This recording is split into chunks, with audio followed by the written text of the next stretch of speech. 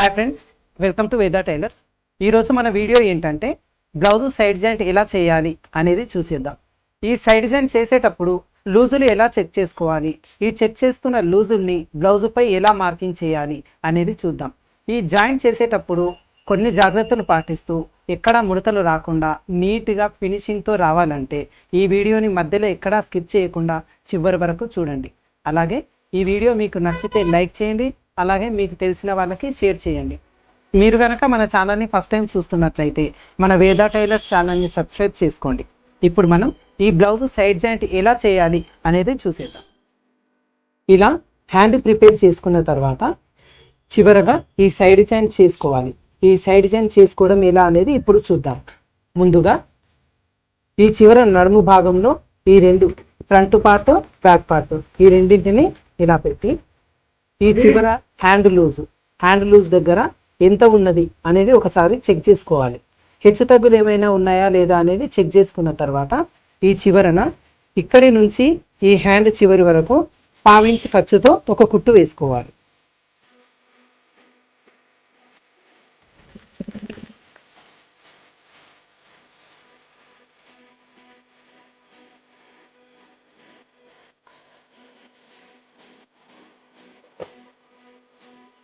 ఇలా ఒక కుట్టు వేసుకున్న తర్వాత నడుము లూజు ఎంత ఉన్నది ఒకసారి చెక్ చేసుకోవాలి. ఈ నడుము లూజు మనం బ్లౌజ్ కట్ చేసుకునేటప్పుడు ఎంతైతే ఎక్స్ట్రా మనం ఖర్చు కని తీసుకున్నామో ఆ ఖర్చు దగ్గర ఒక మార్కింగ్ చేసుకోవాలి. నేనైతే కనుక ఈ బ్లౌజ్కి 2 ఇంచెస్ 2 ఇంచుల ఖర్చు ఎక్స్ట్రా తీసుకున్నాను.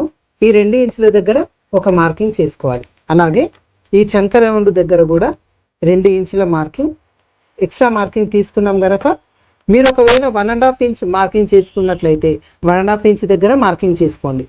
లేదా మీరు 1 ఇంచ్ ఎక్స్ట్రా ఖర్చుకు తీసుకున్నట్లయితే 1 ఇంచ్ దగ్గరే మార్కింగ్ చేసుకోండి. నేనైతే కనుక 2 ఇంచెస్ ఎక్స్ట్రా మార్జిన్ తీసుకున్నాను కాబట్టి 2 ఇంచెస్ దగ్గర ఒక మార్కింగ్ చేసుకుంటున్నాను. అలాగే ఈ హ్యాండ్ చివరి లూజు దగ్గర కూడా 2 ఇంచెస్ మార్కింగ్ చేసుకోవాలి. ఇలా నడుము లూజు దగ్గర, చంక రౌండ్ దగ్గర, హ్యాండ్ లూజ్ దగ్గర ఇలా ఎక్స్ట్రా ఎంతైతే ఖర్చుగా తీసుకున్నామో అక్కడ ఒక మార్కింగ్ చేసుకోవాలి. బిగినర్స్ అయితే కనుక ఈ హ్యాండ్ జాయింట్ చేసేటప్పుడు కానీ ఈ ఫ్రంట్ పార్ట్లు ఈ క్రాస్ పట్టీలు ఇవి జాయింట్ చేసుకునేటప్పుడు కాస్త సాగినట్లుగా ఉంటే ఒకసారి ఈ చంక రౌండ్ ఎంత ఉన్నది ఒకసారి టేప్తో కొలుచుకొని చూడాలి. ఈ చంక రౌండ్ వచ్చి 7.5 ఇంచులు, ఇలా 7.5 ఇంచులు. అలాగే చేతి లూజు, నడుము లూజు ఒకసారి చెక్ చేసుకోండి. చెక్ చేసుకున్న తర్వాత ఈ 3 డాట్లను కలుపుతూ ఒక కుట్టు వేసుకోవాలి. ఇలా మీరు కన్ఫ్యూజ్ అవుతే గనక ఈ డాట్ నుంచి ఈ డాట్ వరకు ఒక స్కేల్తో ఒక లైన్ డ్రా చేసుకోండి. ఇలా డ్రా చేసుకోవడం వల్ల ఈ కుట్టు అనేది వంకరగా రాకుండా స్ట్రైట్గా వస్తుంది. అలాగే ఈ చంక రౌండ్ నుంచి ఈ చేతి లూజు వరకు ఒక కుట్టు వేసుకోండి. ఈ విధంగా ఇవి వేసుకున్న తర్వాత ఈ మార్కింగ్ చేసుకున్న ఈ మార్కింగ్ పై వైపునే కుట్టు వేసుకుందాం.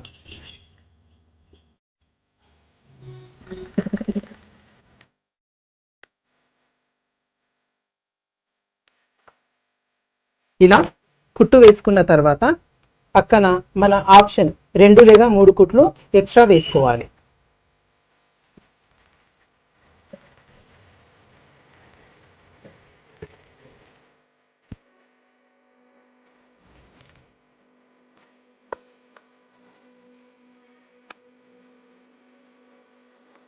ఈ విధంగా ఒకవైపున ఎలా అయితే ఈ మార్కింగ్ చేసుకొని సైడ్ జాయింట్ చేసామో అదే విధంగా రెండో వైపున కూడా నడుము లూజు దగ్గర, చంక రౌండ్ దగ్గర, అలాగే ఈ చేతి లూజు దగ్గర మార్కింగ్ చేసుకొని ఆ మార్కింగ్స్ వైపున ఒక కుట్టు వేసుకోవాలి.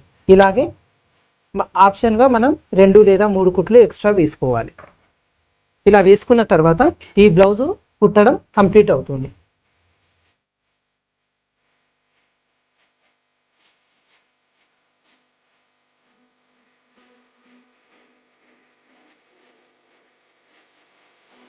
ఈ విధంగా కనుక సైడ్ జాయింట్ చేసుకున్నట్లయితే బ్లౌజు ఎక్కడా కూడా లూజులు రాకుండా పర్ఫెక్ట్గా వస్తుంది.